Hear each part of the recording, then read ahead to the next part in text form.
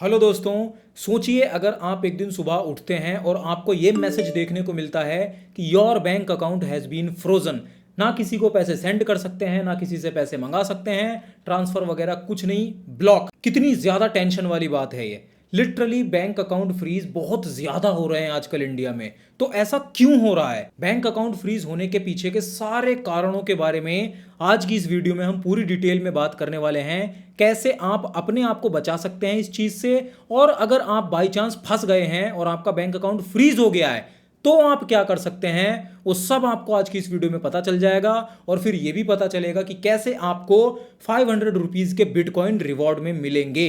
तो इस वीडियो को एंड तक देखना आपके लिए लिटरली बहुत ज्यादा जरूरी है। सबसे पहला कारण बैंक अकाउंट फ्रीज होने का, P2P ट्रांजैक्शन कर देना क्रिप्टो में किसी अननोन बंदे को। मान लेते हैं आपने किसी अननोन बंदे से क्रिप्टो करेंसी खरीदी या बेची और उस बंदे का हाथ किसी स्कैम में पड़ा हुआ था।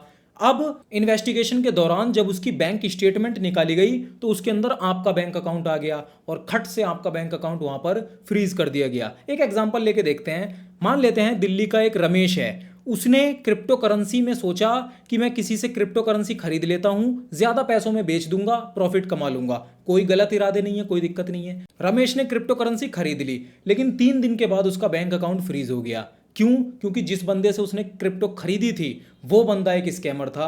अब उसका बैंक अकाउंट उधर लिंक पाया गया, रमेश का बैंक अकाउंट फ्रीज। कोई गलत इरादे नहीं थे, कोई उसकी गलती नहीं थी। दूसरा कारण, रिसीविंग मनी फ्रॉम फ्रॉडस्टर। मतलब आपने मान लेते हैं किसी को क्रिप्टो करेंसी बेची, ठीक है, और आपने उससे पैसे ले लिए। अब आपको नहीं पता कि वो पैसे कहां से आए थे, लेकिन वो पैसे हो सकता है स्कैम के थे। और जब इन्वेस्टिगेशन में उस ट्रांजैक्शन को ट्रेस करा गया तो वो आपके बैंक अकाउंट में पाई गई, तो फिर आपका बैंक अकाउंट खट से यहां पर फ्रीज कर दिया जाएगा। इसीलिए हर बार क्रिप्टो बेचते समय उस बंदे का आपके पास आइडेंटिटी प्रूफ, आधार कार्ड वगैरह, पैन कार्ड वगैरह जरूर होना चाहिए, जिससे कि आप सबूत दे सकें। तीसरा कारण, suspicious in money laundering. Prevention of money laundering act के तहत बैंक्स को ये सख्त ऑर्डर होते हैं कि अगर उनके यूजर के किसी भी बैंक अकाउंट में कोई एकदम बहुत बड़ी अनयूजुअल ट्रांजैक्शन होती है जो कि सस्पिशियस लगती है, तो बैंक को तुरंत साइबर वालों को, साइबर सिक्योरिटी वालों को इत्तला करनी होती है, उन्हें इन्फॉर्म करना होता है। और अगर मामला क्रिप्टो करेंसी से रिलेटेड हुआ या फिर किसी भी इलीगल इलिसिट ट्रांजैक्शन, मतलब कोई एक्टिविटी सी पाई गई सस्पिशियस, तो भी यहां पर बैंक अकाउंट फ्रीज हो सकता है। चौथा कारण, नॉन कंप्लायंस विद केवाईसी और AML फॉर्म। मतलब अगर आपके बैंक अकाउंट में किसी ऐसी जगह से कंटिन्यूसली पैसे आते हैं जो कि केवाईसी रजिस्टर्ड नहीं है, जिसपे केवाईसी नहीं होती, या फिर एंटी मनी लॉन्ड्रिंग यानी कि AML के फॉर्म कंप्लायंस नहीं है, तो भी यहां पर पूरा खतरा बना रहता है। मान लेते हैं किसी भी ऐप से आपके पास पैसे आ रहे हैं और उस ऐप के ऊपर केवाईसी नहीं करवाई जाती, तो भी आपका बैंक अकाउंट फ्रीज होने के यहां पर बहुत ज्यादा चांस होते हैं। पांचवा कारण, use of unregulated crypto currency exchange.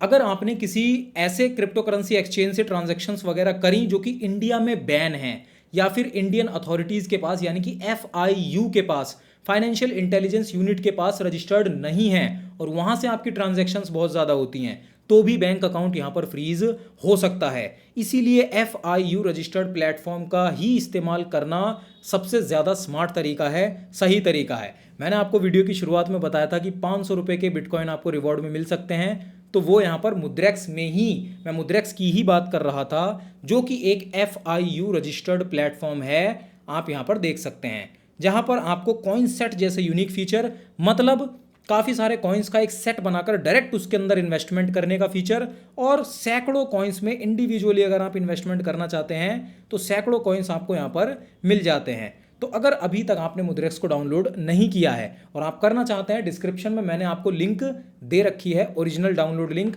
और अगर आप लिंक से डाउनलोड करके अपने नए फ्रेश अकाउंट में 2000 या उससे ऊपर का डिपॉजिट करते हैं तो 500 रुपए के बिटकॉइन आपको रिवॉर्ड में मिलते हैं, जो कि एक काफ़ी अच्छा ऑफर है जिसका लाभ आप उठा सकते हैं। अब हम चलते हैं हमारे छठे कारण की तरफ, जो कि literally one of the biggest reasons है बैंक अकाउंट फ्रीज होने का। सबसे कॉमन रीजन है, मान लेते हैं आपने किसी बंदे से कोई ट्रांजैक्शन करी, छोटी या बड़ी डजंट मैटर, लेकिन उस बंदे का नाम किसी फ्रॉड में आया और उसके बैंक अकाउंट के खिलाफ कंप्लेंट्स यहां पर रजिस्टर करी गई हैं, तो उसकी जो आखिरी की 10-12 ट्रांजैक्शंस होंगी ना कंप्लेन से पहले की, उन 10-12 ट्रांजैक्शंस में जहां जहां से भी आई होंगी उन सबके भी बैंक अकाउंट लाइन से यहां पर टेम्पररी फ्रीज कर देती हैं यहां पर अथॉरिटीज। अगर उस लिस्ट में आपका नाम हुआ लास्ट की 10-12 में, तो आपका भी बैंक अकाउंट यहां पर फ्रीज हो सकता है। इन्वेस्टिगेशन के चक्कर में आपकी कोई भी गलती नहीं होगी, तब भी ये चीज आपको झेलनी पड़ सकती है। तो ये सारे कारण हैं बैंक अकाउंट फ्रीज होने के। इनमें से अगर कोई सी भी गलती आपसे हो रही है तो आगे से कोशिश करिए वो ना हो। जैसे किसी FIU रजिस्टर्ड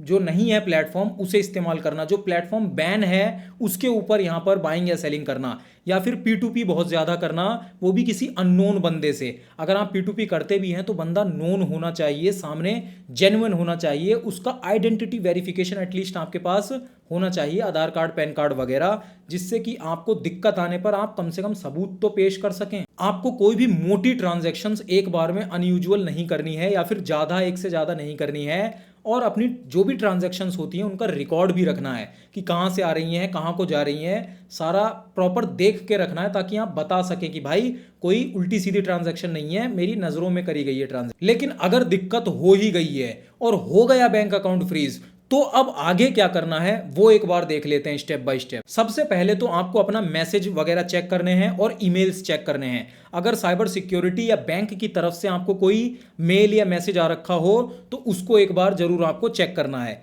उसके बाद आपको अपनी बैंक को इमीडिएटली कॉल करना है कि भैया ये जो बैंक अकाउंट फ्रीज हुआ है ये किस ट्रांजैक्शन की वजह से हुआ है, क्या ये टेम्पररी फ्रीज हुआ है या फिर ये परमानेंट फ्रीज हुआ है, क्या क्या कारण है, वो सारी डिटेल्स आपको उनको फोन करके सारी डिटेल्स मांगनी है। तीसरे नंबर में आपको, अगर आप मान लेते हैं बैंक अकाउंट फ्रीज नहीं भी हुआ है, अगर आप रेगुलरली क्रिप्टो करेंसी में बाइंग सेलिंग करते हैं P2P, तो आपके पास एक लॉयर वगैरह होना चाहिए जो कि इस फील्ड में एक्सपर्ट हो, जिससे कि आप कंसल्ट वगैरह कर सकें, तो दिक्कत आपको ना आए इन फ्यूचर भी।